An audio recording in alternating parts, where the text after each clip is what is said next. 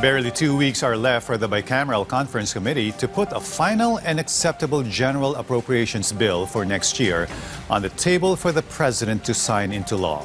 Hence, members of the Bicameral Conference are hell-bent to get their acts together to clear this final stage of the budget-making process despite all the snags and snarls along the way.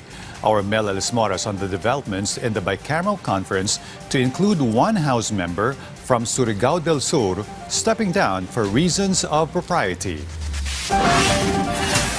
House Committee on Appropriations Chair Micaela Swansing is confident that the country will not have a reenacted budget in 2026.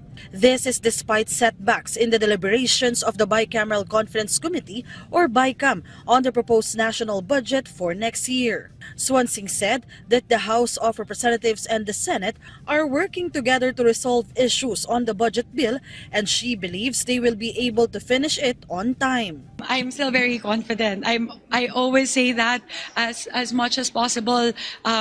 We want to make sure we don't have a reenacted budget. We're solutions-oriented. We want to find solutions to whatever areas of concerns or disagreements there are. So if we're able to resume the BICAM proceedings as soon as possible, that would be best. Meanwhile, Surigao del Sur 1st District Representative Romeo Momo Sr. was supposed to be part of the House contingent for the BICAM. However, he resigned from the BICAM over the weekend out of delicadeza. Recently, a plunder and graft complaint was filed against him before the Office of the Ombudsman, although he has already denied the allegations.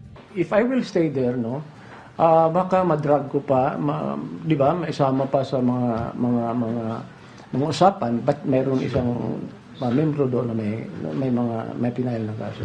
But remember, I resigned as member of the BICAM, not because I'm guilty. I would like to correct it. I am guilty, not that I'm guilty, but because gusto ko lang delikadesa nga, ma-insulate. And I want to preserve the integrity of the result of the BICAM discussion.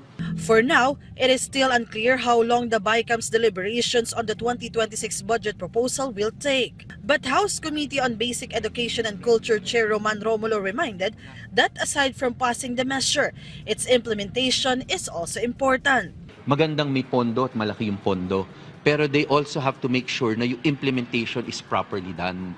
Kasi kung wala rin naman talagang absorptive capacity para ma-implement siya properly, ay sayang yung pondo. Mel Alismoras from the National TV Network for a new and better Philippines.